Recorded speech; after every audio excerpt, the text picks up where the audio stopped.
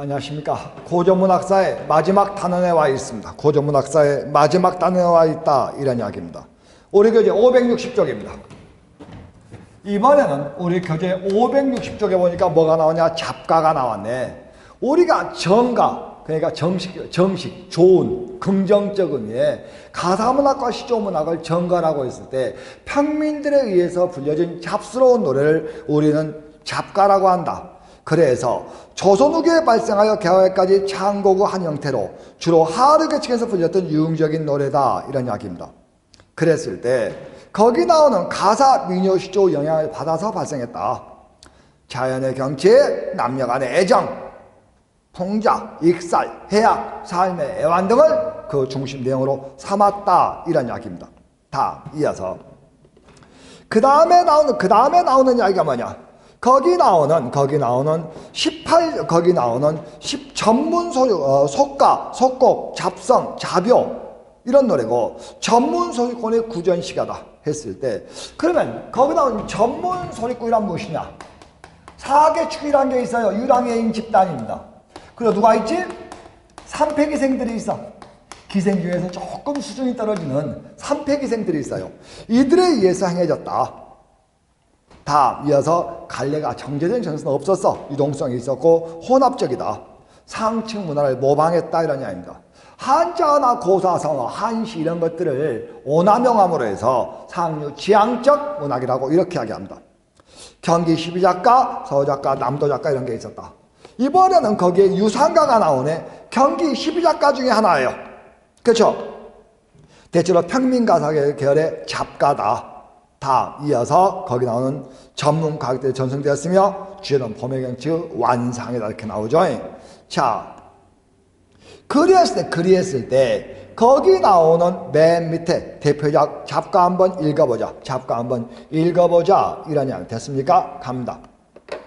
화란 춘성하고 봄꽃들이 성 안에 가득하고 만화 방창이라 모든 것이 활짝 피어있는 때라. 때 좋다 번임내야 산천 구경을 가자스라. 죽장 망에 담표자, 죽장 대나무 지팡이에, 망에 집신 걸레, 담표자 도시락 하나에 물병 한 병. 그러니까 간편한 차림새란 뜻이죠. 간편한 차림새로 천리강산 들어가니 만산 홍록들은 1년에 한 번 다시 피어 춘색을 자랑하노라. 색색이 붉었는데 장송 취죽 푸른 소나무와 울창한 소나무와 푸른 대나무야.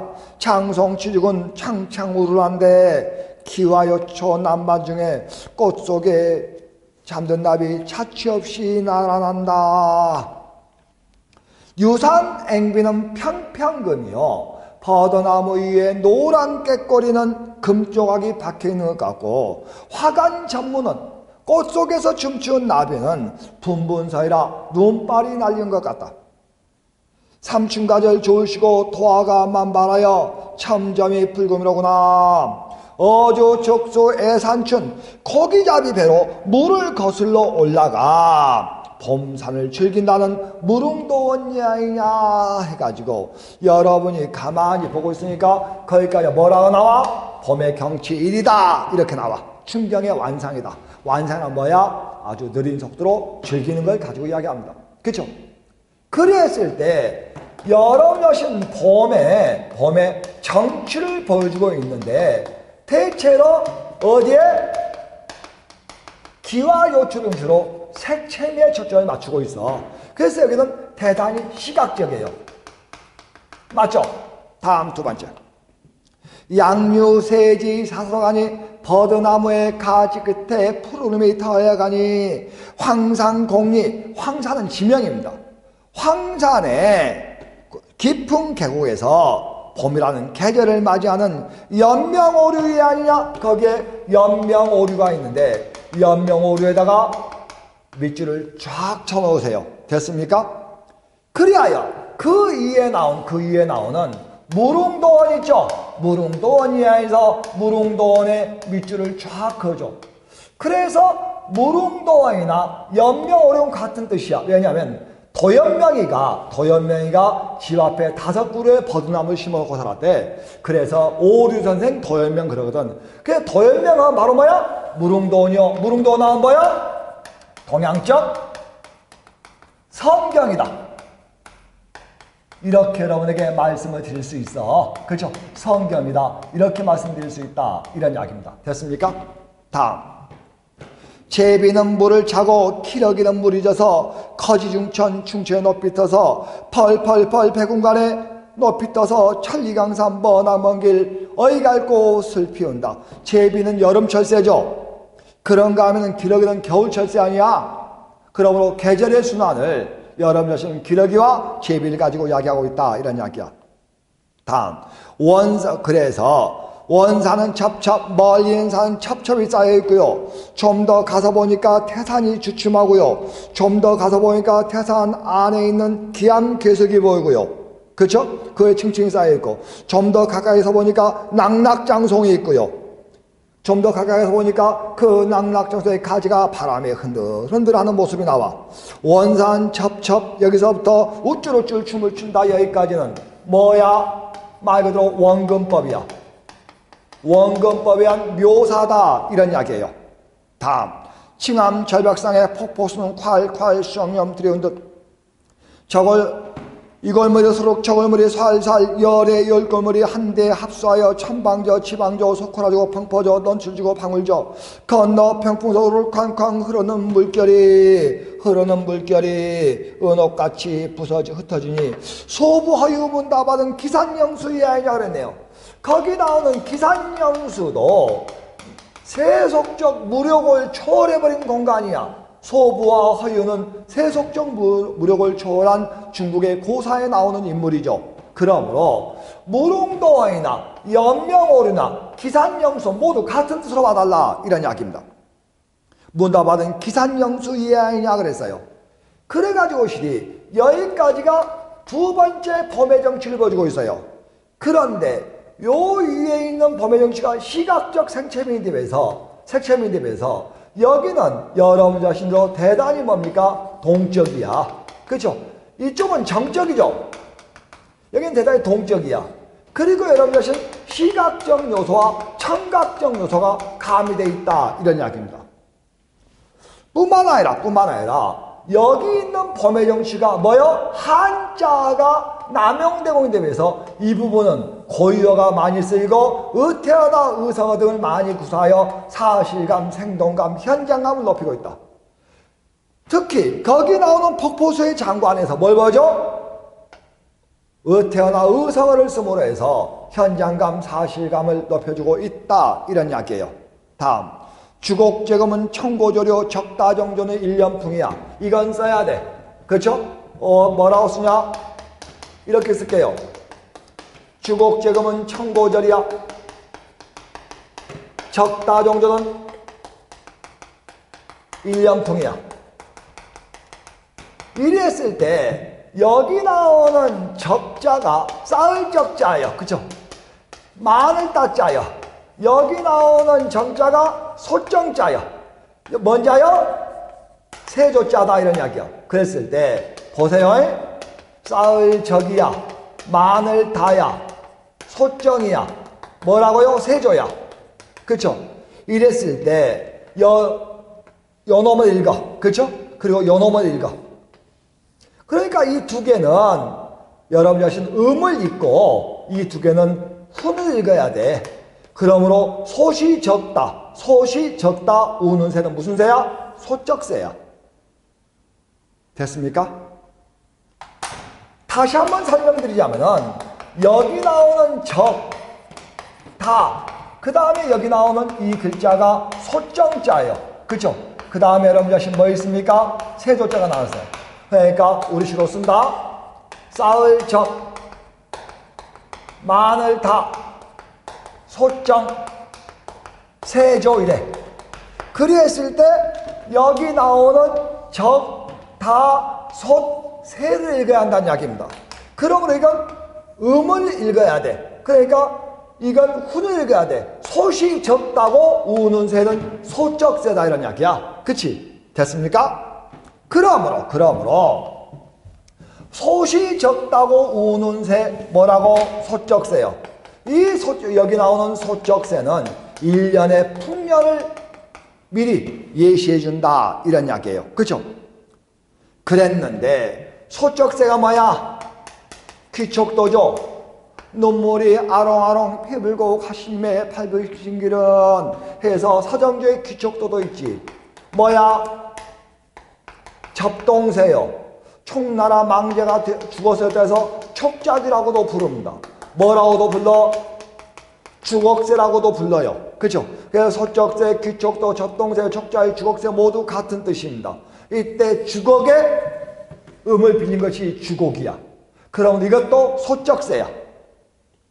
그러므로 소쩍새는 창고의 지조와 절결노래하고 소쩍새는 솥이 적다고 1년의 풍년을 예감한다 이런 이야기예요. 그렇죠?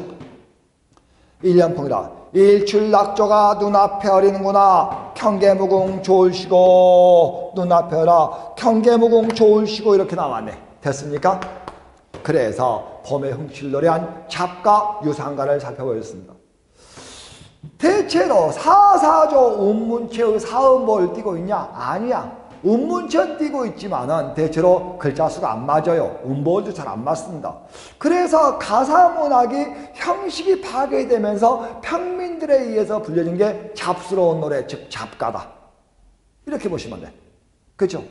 그러나 원래 가사문학은 양반으로 출발하다 보니까 결국은 상류 취향, 양반 문학을 모방하는 이러한 성격을 많이 띠고 있는 것을 볼 수가 있다. 이런 이야기예요. 됐습니까? 다 이어서. 이번에는 거기에 뭐가 나왔지? 이번에는 우리 교재 563쪽에 극문학이 나왔어요. 그쵸? 자, 가볼까요? 거기 극문학에 뭐라 나왔냐? 먼저 극문학은 판소리가 있다. 이런 이야기입니다. 워낙 잘하시는 거지. 그죠? 설마 판소리 모르시는 분 없지? 거기는 판소리가 음악, 문학, 연구의 결합된 형태다. 그래서 종합연예술이다. 거기 나오는 특성에 보니까 서민들의 현실적인 생활 묘사가 나타났다.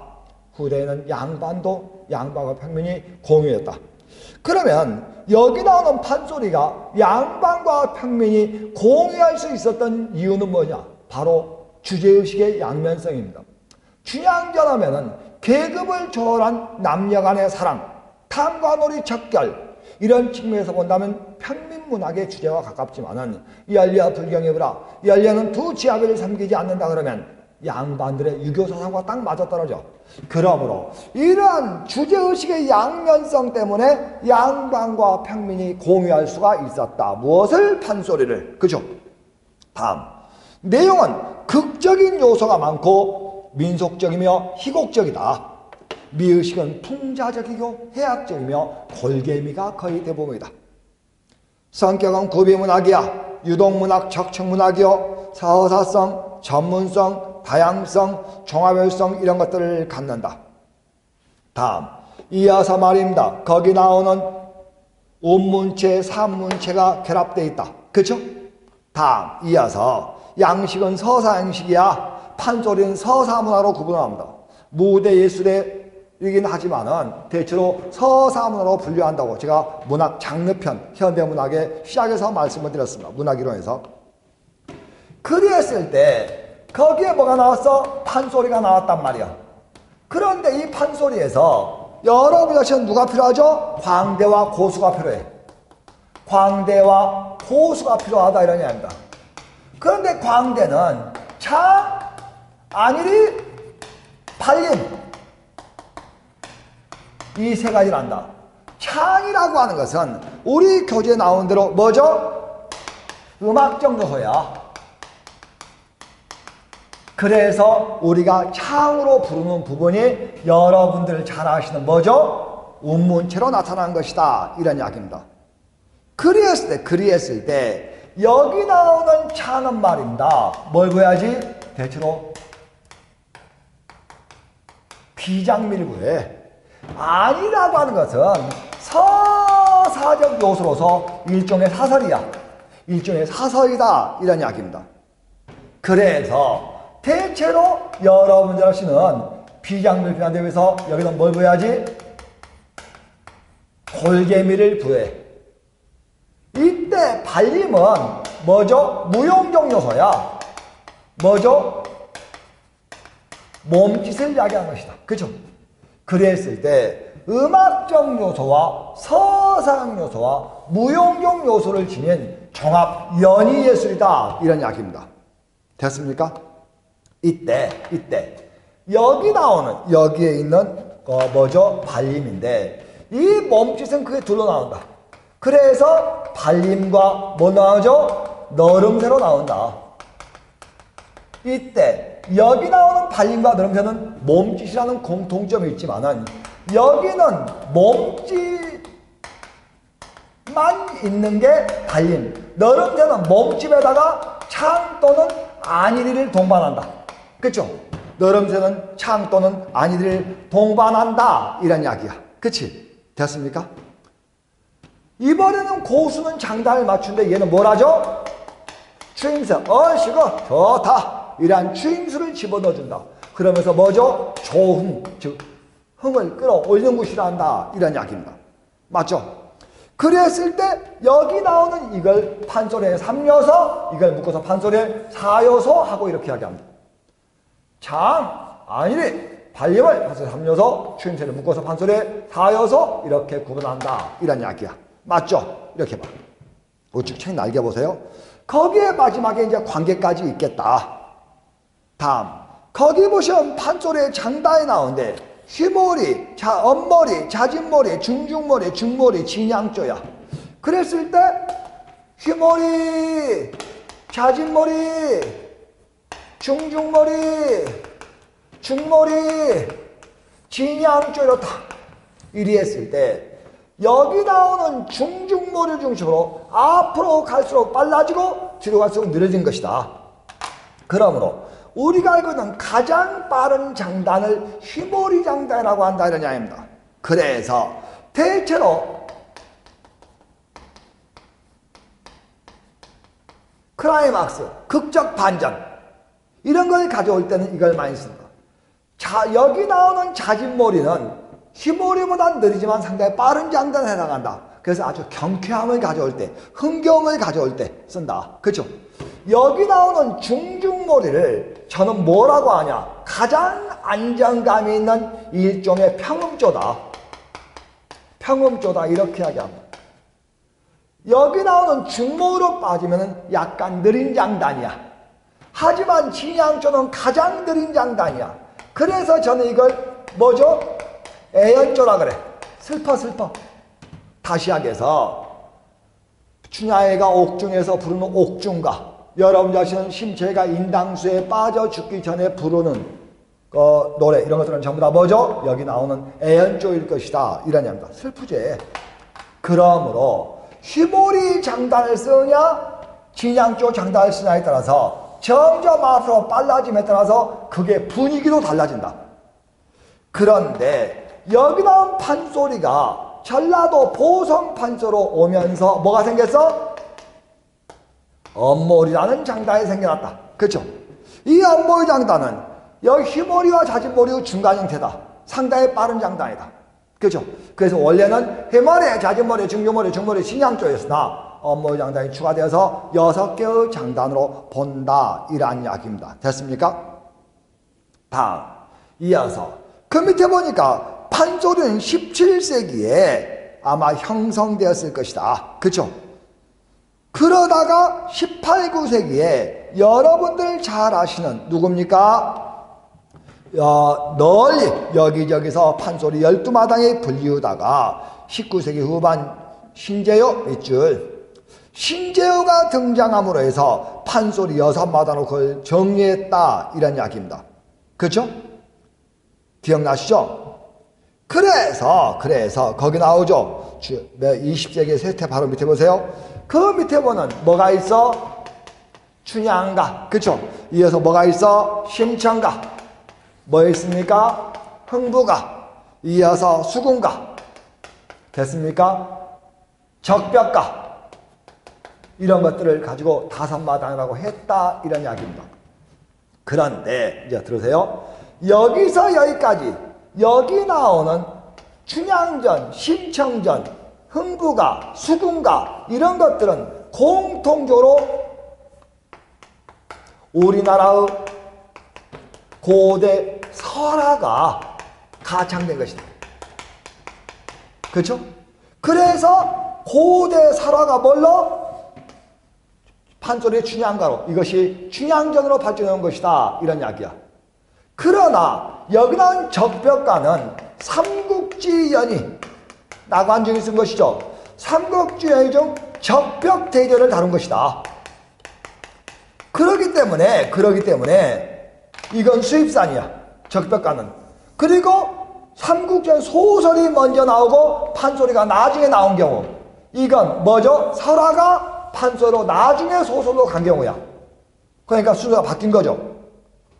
다시 여기 나온 춘향가는 연려야, 심청가는 효야, 흥부가는 형제간의 우애야, 수흥가는 충성이야.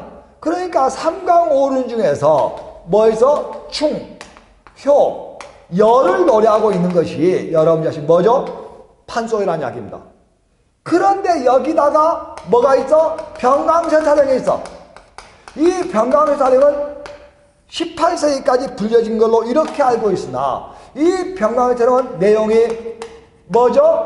옥녀약이란 말이야. 내용이 음란해. 뭐라고? 반유교적이야. 그러다 보니까 이러한 병강세타령 같은 것이 공연문화로 여러 사람이 모인 데서 과연 연이될 수 있었겠느냐. 그래서 병강세타령은 반유교적 내용 때문에 소멸되고 오늘날의 춘향가, 심청가, 흥부가, 수흥가, 적벽가만 남아있게 되었지만은 이 적벽가는 수입산이다. 순수 우리 것이 아니다. 우리 것은 어디에 있다? 춘향가, 심청가, 흥부가, 수흥가 이런 것들이 있다. 이런 이야기입니다. 그죠? 자, 그렇게 보시고 그 다음 이어서 그 다음에 나오는 게 뭐가 나오냐? 봉산탈춤이 나오는데 거기 봉산탈춤을 보기 전에 뭘 보려고 그러냐?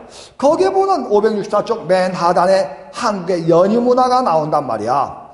그랬을 때 거기 우리 교재 보세요. 거기에 제천의식이 나오고 신라에 뭐가 나왔어? 팔관회가 나오고 고려의 팔관회가 나와. 두 번 나온단 말이야. 그러나 여기 나오는 신라의 팔관회는 삼국통일 과정에 많은 사람들이 죽었단 말이야. 그래서 그런 사람들을 위한 뭐가 있어서? 위령제의 성격이 짙었어요. 위령제의 성격이 짙었다 이런 이야기입니다. 그런데 여기에 뭐가 있냐? 고구려의 동맹이 있어. 고구려 동맹이 여기 나오는 어디죠? 고려의 팔관회로 신라의 팔관회의 특성과 고려의 동맹의 특성을 통합해서 나타난 것이 여기 나온 팔관회야. 하지만 이것은 이때부터 뭐죠? 일종의 연희로 발전해 갑니다. 연희로 발전해. 맞죠? 그러다가 여기 나오는 이 팔관회를 거쳐서 그 다음에 나오는 거 이제 뭡니까? 이 팔관회가 있었을 때 같이 나타난 것들이 있었지. 뭐가 있었습니까? 여러분 여시은 산대이도 있죠? 거기 있죠? 산대이도 있죠? 그 다음에 또 뭐 나왔나? 연등에도 있죠? 연등에도 있고 순서가 좀 잘못 쓰이는데 설명만 합니다. 나래가 있어. 그런데 이런 것들이 고려에 연희문화로 있었는데 자 봅니다. 하나 둘 셋 네 개 중에서 네 개 중에서 성격이 가장 다른 불교적 연희 행사는 이거야. 그러니까 이것은 당연히 조선 초에 소멸되겠죠. 배불정책의 시대에. 그래서 고려 시대에만 잠시 융성했던 것이 연등회야. 이것만 불교야. 나머지는 여러분 샤머니즘 바탕을 둔 거야. 주술적 연희 행사로부터 출발한 것들이다라는 이야기입니다. 다음 여기서 여기까지와 달리 이건 민간과는 관계가 없어. 궁중 연희 행사야. 대중성이 없어. 이게 한 번 씹어놨죠. 이건 불교 행사이기 때문에 당연히 조선 초에 소멸되었을 것이고 여기 나온 날에는 궁중에서 행해졌기 때문에 섣달 금날 행해졌거든. 그래서 결국은 뭐죠? 대중성이 없었다. 그래서 이것들은 대중성을 가지고 있었으나 이건 대중성이 없었다. 일단 연등이 없어. 연대가 없어진 상태에서 모여서 만들어진 것이 산대 자피야. 이 산대 자피가 발달한 것이 조선에 가서 산대 도감극이야. 산대 도감극이야. 이렇게 만드는 거야. 이때 도감이란 말이 들어갔다는 이야기는 연희문화를 국가가 직접 관장했다는 의미가 돼. 그런데 이 3대 도감국이 잘 행해졌거든? 밑으로 내려올래. 그러다가 조선 인조 때 오는 거야. 임난 이후에. 인조가 해보니까 그 3대 도감 같은 연행사의 지속이 너무 힘들어. 나라에 돈도 없고 임난병자랑 겪어갖고 거지됐는데 하기가 너무 힘들어. 그래서 여기에 대한 야 쉬어 하고 중지명령을 내렸는데 중지명령을 내린 것이 3대 도감국이 영영 없어지고 말았다 이런 이야기입니다. 그러나 민중문화라고 해서는 그렇게 사라진 것이 아니어서 3대 도감국의 원형은 사라졌지만은 그 형태에서 뭐요? 그림자극, 가면극, 이건 사찰 중심으로, 그렇죠? 여기 나오는 가면극이 있고 여기에 가면극은 탈춤의 형태야. 그래서 이건 누구야? 상인 계급을 중심으로. 그 다음에 인형극이 있지. 박첨지조, 홍동조 이런 것들은 남사당패에 의해서 일부 전승되고 있었다. 그러다가 여러 여튼 개화기 무렵에 사찰 중심의 그림자극은 사라집니다. 그리고 탈춤과 인형극만 현대 일부 남아있다 이런 이야기야. 일부 남아있다 이런 얘기야. 경기도 안성에 가면 청룡사라는 절이 있어요. 그런데 이 남사당패 이런 사람들이 탈춤을 추는 이런 사람들이 아마 겨울이 되면 먹고 살기 힘들었겠지. 그래서 걔들이 거의 대부분 경기도 안성에 청룡사라는 절에서 머물렀대. 그래서 거기에서 겨울 내내 먹고 놀면서 하는 일이 줄타기 연습하고 춤추는 거 연습하는 거야. 그래서 지금도 그 흔적이 남아있고 경기도 안성에서 지금도 뭡니까 여러분 저는 세계의 탈춤 축제 이런 것들을 하죠. 매년 아마 이 흔적이 남아서 그럴 겁니다. 그래서 우리나라가 이렇게 있단 말이야. 우리나라가 이렇게 있다고 봤을 때 칠판 좀 지우고 여기 나오는 한양이 있어. 여기는 한양을 중심으로 움직여가지고 실제로 여기에 가장 중요한 게 경기도 안성이야. 경기도 안성. 왜냐면 허생전에서 보면은 변씨가 매점 매석을 하는 곳이 경기도 안성이에요. 왜냐면 경기도 안성은 충청도와 전라도로 내려가는 길목이며 위로는 강원, 밑으로는 경상에 이르며 위로는 의주에 이른다 했거든. 그래서 경기도 안성이 아마 모든 상인들의 집합들. 그래서 지금도 안성에서 그런 걸 하는 거야. 축제를. 그런데 여기 나오는 상인들이 탈춤을 가지고 전국을 움직인단 말이야. 그래서 강원도로 움직이고 여기 나오는 한양으로 움직이고 그 다음에 여기 나오는 이쪽으로 움직이고 남쪽으로 내려와. 남쪽으로 내려오는 과정에서 전라도에서 맥해. 왜냐하면 전라도에서는 여러분 판소리가 융성하는 지역이거든. 그러다 보니까 이쪽에 오면 뭐야?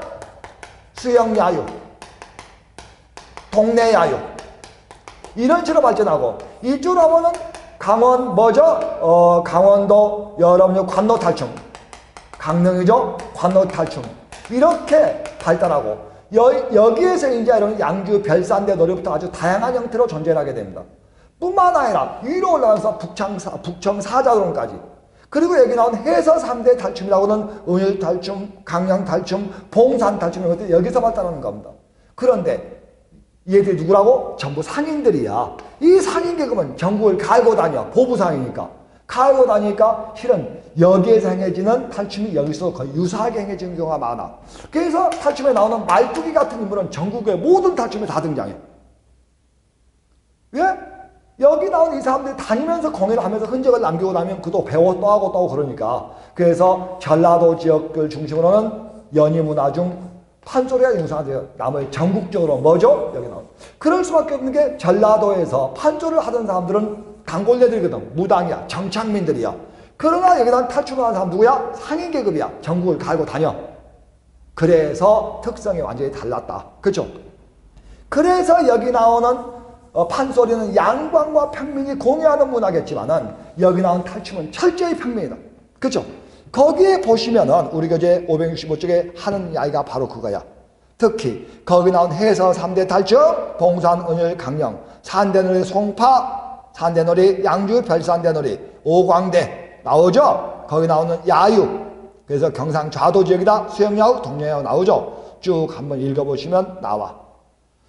대체로 여기 나오는 뭐죠? 판소리가 서사성이 중심이 돼서 이건 툭툭 끊어서 시대에 대한 풍자와 야유 이런 것들이 그 대표성을 띠게 된다 이런 이야기예요. 그렇죠?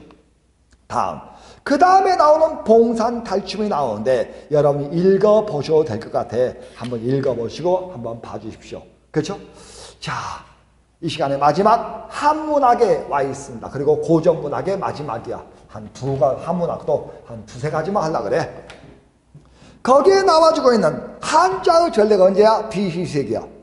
BC2세기의 한자가 전래됨으로 해서 순기능이 뭐냐? 하고 묻는다면은 여러분 자신 우리의 구비문학의 문자로 기록될 수 있었다.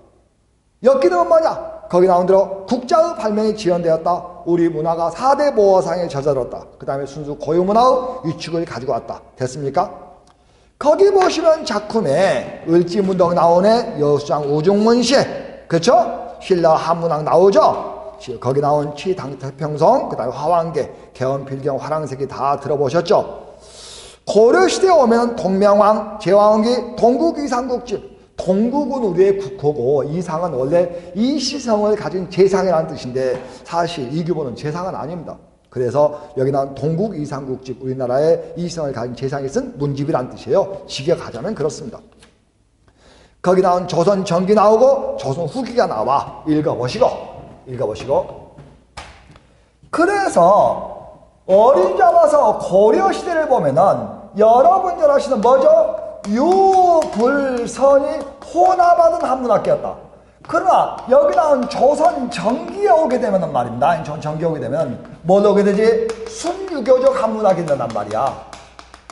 근데 순유교적 한문학을 하는데 이들이 둘로 갈라지게 돼. 자, 보세요. 그리하여 둘로 갈라졌는데 전 여기는 뭐라 그래? 도학파라 그래. 그죠? 여기는 뭐라 그래? 사장파라 그래. 얘들은 학행일치에 철학성을 중시하는 사람들. 얘들은 뭐죠? 서정문학을 문학적 입장에서 보면은 강조하던 사람들이야. 그치? 이렇게 갈라진 때가 언제냐? 중종때야. 그런데 여기를 대표하는 게 조광조야. 그래서 그게 남곤이야. 여러분들은 지금 도학파, 사장파로 배우지만 국수화 시간에 훈구파, 사진파라고 배웠던 게 바로 이거예요. 근데 문학적인 관점에서는 도학, 사장 그래. 그런데 이 둘의 첨예한 대결을 문학적으로 뭐라 하냐? 철학으로부터 문학의 독립이다. 철학에서 문학의 독립이다. 이렇게 하게. 그러면 여기는 조광조와 남곤이 대가리 터지게 싸워가지고 그건 조광조가 패하는 게 김효사화 아니야.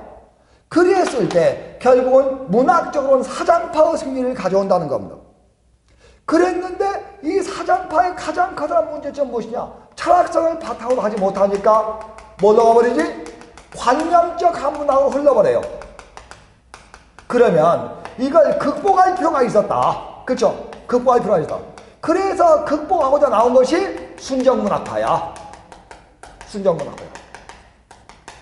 그래서 이 순정문학파는 문학에다가 사상을 접목하려고 했던 일군의 작가군을 여기에 반기를 든 사람들을 뭐라 그래? 실학문학파라고 하고 이들은 문학에다가 현실을 접목하려고 했다. 이런 이야기입니다. 그래서 우리 교재에도 나와주고 있지만은 여기에 정의야. 이정구, 신읍, 장유, 이식이야. 여기 희락이야. 그래서 이서구, 이정구, 이성구, 유득공, 박재가, 이덕무 이런 사람들이야. 이들을 우리가 한학의 4대가라고 한다. 그렇죠? 그래서 한학의 4대가 희락의 4대가 그러죠. 이정구, 신읍, 장유, 이식 우리 교재 나오죠? 밑줄 쳐주세요. 그렇죠? 510쪽 맨 하단에 나옵니다. 이정구, 신읍, 장유, 이식을 한학의 4대가 여기 나오는 이들을 희락의 4대가라고 한다. 이런 이야기입니다. 선생님 여기에 박재가는 어디에 속합니까? 왜 희락의 4대가 안 들어갑니까? 그런 거 물어보지 마. 왜냐하면 원래 우리가 빛의 삼원색은 빨강, 노랑, 초록이라고 한다. 정해놓은 건 어쩔 수 없는 거야. 빨간불이면 건너가지 마라. 이거 정해놓은 건 별 수 없는 거지. 그런데 이때 저번에 이야기했던 꼭 머릿속에 담아야 할 것이 뭐야? 문체반정이야. 왜냐하면은 얘들은 중국의 고문체 당송의 당나라와 송나라의 문체를 그대로 구사했고 얘들은 개성적 문체를 썼다. 그래서 이 둘이 문체를 가지고 첨예하게 대립을 하는데 이때 정조가 그 문제거리인 정약용이기 때문에 결국은 그때 뭐라고 하냐? 이 개성적 문체를 버리고 고문체를 써라고 하는 사건이 벌어진다. 문체가 여기서 이렇게 가는 것은 잘못 가는 것이다. 바르게 원위 취해라. 이것이 문체 반정이야. 사람들은 꼭 뭐야? 여기 나오는 고문체가 개성적 문체로 가는 게 올바른 길이지. 그러니까 고문체가 개성적 문체로 가는 것을 문체 반정이라 그래. 잘못된 거야. 여기 나오는 고문체가 개성 문체로 시대적 흐름으로 가는 건 잘못 가는 것이다. 원위 취하라 하는 것이 문체 반정이야. 시험에 몇 차례 나왔던 거야. 맨날 틀린 학생들이. 그리고 여기는 누구라고? 이정구. 여기는 이서구. 이름이 비슷한 사람 많아. 백광홍, 백광훈 막 비슷한 사람이 많아고 헷갈리는데 보세요. 이정구, 신읍이야. 이정구, 이서구야. 이정구, 신읍, 장유, 이십 다 여자 이름이네. 이서구, 유두공, 박재가, 이등문은 모르시면 없지? 알아두시면 좋아. 그래서 여기 고려시대까지는 작가와 작품 연결시키기가 조선 전기부터는 흐름 파악이 시험에 잘 나와. 꼭 이걸 갖다가 여기 사장이니까 여기 살인 이렇게 외우신 분이 있어. 국사영화하고는 조금 달라. 그쵸? 국사영화는 조금 달라. 이거 살인이라고 외우면 안 돼. 국사하고 연결시킨다고 사장, 살인 이렇게 외우신 분이 있어. 사자 같다고. 그러면 안 돼요. 문학에서는 도학, 사장 이렇게 이야기한다. 자, 570쪽에 있는 이야기를 다 말씀드렸고 책 날개, 문체 반정까지 말씀을 드렸어요. 다음 571쪽입니다. 571쪽에 거기 쭉 보면 석보상절부터 나와주고 있는데 여러분이 읽어보셔도 돼. 그쵸? 그런데 여수장 우중문시부터 한시들이 나와주고 있는데 그것들 중에서도 573쪽에 3번 사리와 있죠? 시험에 잘 나와. 사리와. 이재현의 사리와 있죠? 시험에 잘 나옵니다. 그 다음에 그 옆에 책 날개에 나오는 정약용의 타맥행 있죠? 이 두 개가 시험에 잘 나오는데 한시 내올 필요가 없어. 머리 아프니까. 뿐만 아니라 이재현의 사리와는 한시가 아니야. 이재현이가 익제난고를 썼단 말이야. 익제난고를 썼는데 쓸데없는 거예요. 익제난고에다가 한가에 떠는 노래를 기록했어요. 노래를 기록했어. 그리고 여러분 자신 떠도는 한가에 떠는 설화를 기록했어. 그 자기의 개인의 글을 썼어요. 이때 여기 나오는 가요를 기록한 것을 익제난고 소학부, 이 설화를 기록한 것을 여러분 자신 여공패설. 그러니까 여공패설과 익제난고는 별개가 아니다. 그러니까 한가에 떠던 노래를 기록한 것을 소학, 익제난고 소학부, 약칭 익제소학. 그 다음에 설화를 기록한 것이 여공패설. 그리고 개인의 생각이나 또는 글을 기록한 것을 익제난고 이렇게 이야기하는 거야. 그러니까 우리나라 사람들 우리말로 노래를 불렀는데 문자가 없으니까 기록은 한자라고 했겠지. 고려시대니까. 그러니까 이 시가 한시가 아니란 이야기야. 그러니까 한문 어문은 필요가 없다는 이야기야. 원래 한시였던 게 아니고 우리 문자가 없으니까 한자로 기록을 했으니까. 그래서 거기 나오죠. 참새야 어디를 오가며 나느냐. 1년 농사 아랑곳 않고 늙은 호랩이 홀로 갈고 맺는데 밭을 펴며 기장을 다 없애다니 이렇게 나왔어요. 이리 했을 때 거기에 보시면은 그 참새 나와. 이때 참새가 바로 누구야? 탐관오리야. 탐관오리는 어디서 오며 가며 돌아. 1년 농사 질 때는 와서 쳐다도 안 보더니 늙은 호랍이가 누구야? 평민이야. 백성이야. 그래서 뭐죠? 수탈의 주체, 수탈의 객체야.